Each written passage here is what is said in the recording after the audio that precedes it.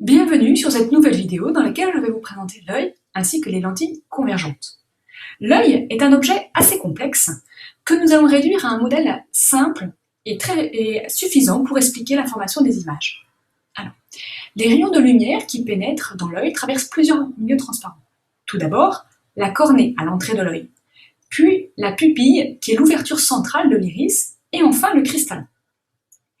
La quantité de lumière qui pénètre dans l'œil est réglée par la taille de la pupille. Ainsi, le diamètre de la pupille peut varier de 2 à 8 mm selon la luminosité. Plus la pupille est dilatée, plus la quantité de lumière entrant dans l'œil est importante. Donc, le deuxième élément important est le cristallin. C'est une capsule élastique transparente. Il fait converger les rayons lumineux sur la rétine. Et la rétine est une fine membrane qui tapisse la partie arrière du globe oculaire. La rétine récupère l'image de l'objet observé par l'œil et envoie l'information lumineuse au cerveau par l'intermédiaire du nerf optique. L'œil réel peut être modélisé par quelques éléments d'optique. L'ensemble pupille-iris joue le rôle de diaphragme, c'est-à-dire une ouverture circulaire de diamètre variable. Le cristallin joue le rôle d'une lentille convergente et la rétine joue le rôle d'un écran. Alors qu'est-ce qu'une lentille ? Une lentille est un bloc transparent qui peut être courbé d'un ou des deux côtés. Elle permet de modifier le trajet des rayons lumineux. Alors, toute lentille possède un axe de symétrie appelé axe optique. L'axe optique est orienté dans le sens de propagation de la lumière. Donc, par convention, on choisit le sens de gauche à droite. Il existe deux types de lentilles. Alors, comment les distinguer ? La lentille convergente, celle qui est représentée à gauche, a des bords plus minces que son centre, tandis que la lentille divergente, à droite, ici sur le schéma, a des bords épais, et donc plus épais que son centre. Sur les schémas de montage, il sera plus simple de représenter les lentilles par un segment vertical avec des flèches de part et d'autre. Ces flèches suggèrent la forme de la lentille. Donc, par exemple, ici sur les lentilles minces convergentes, vous voyez la forme de la lentille qui va être suggérée par ces petites flèches. Le point O représente le centre optique de la lentille. Sur la figure A, on observe à la sortie de la lentille un faisceau de rayons lumineux tous parallèles à l'axe optique. On remarque que ces rayons lumineux se croisent avant la lentille en un même point, qui va être un point particulier, que l'on appellera le foyer objet, noté F de la lentille. Sur la figure B, on observe que les rayons lumineux passant par le centre optique O de la lentille ne sont pas déviés. Sur la figure C, on remarque que les rayons lumineux arrivant parallèlement à l'axe optique émergent de la lentille en un même point. Ce point de l'axe optique est appelé foyer image et il est noté F'. Repérons maintenant les différents points particuliers sur un schéma optique. Le point O représente le centre optique de la lentille, le point F, le foyer objet, et le point F', le foyer image. Les foyers F et F' se situent sur l'axe optique.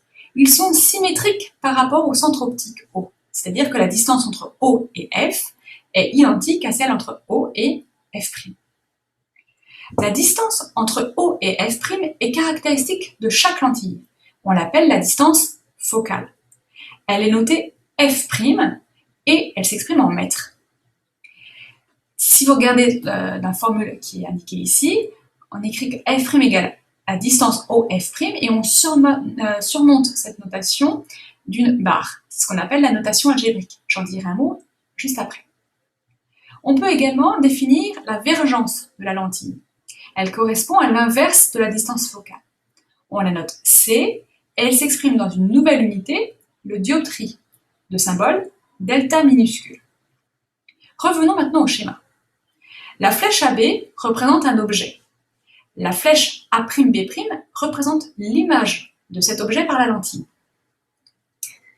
On peut repérer les positions des points A et A' sur l'axe optique en utilisant les valeurs algébriques, notées OA avec une barre au-dessus et OA' avec une barre au-dessus. Comme l'image A'B' est située après la lentille, le point A' est placé donc après la lentille, alors la distance OA' en notation algébrique est positive. Inversement, le point A est placé avant la lentille. Donc, la notation algébrique OA est négative. On peut également, avec la notation algébrique, définir si un objet est orienté vers le haut ou vers le bas. Regardons, l'objet AB, il est orienté vers le haut. Alors, la valeur algébrique AB, surmontée d'une barre, est positive. Inversement, l'image A'B' est négative, c'est-à-dire, l'image est orientée vers le bas, donc la valeur algébrique A'B' est négative.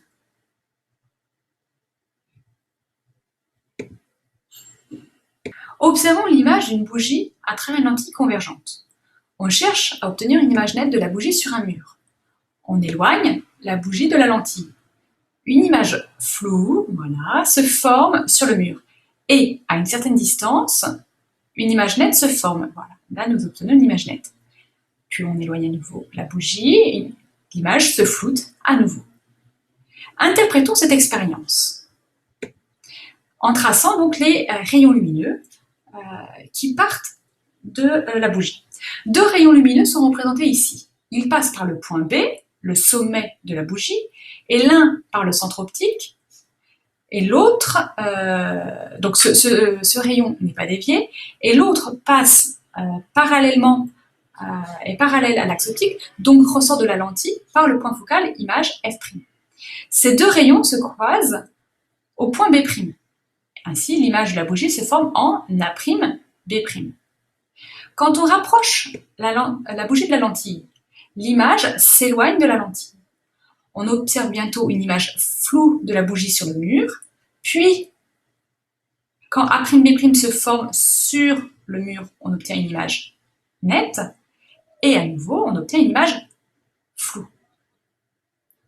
Remarquons que si A'B' est situé entre le foyer objet de la lentille et le centre optique de la lentille, l'image se forme avant la lentille, c'est ce qu'on a.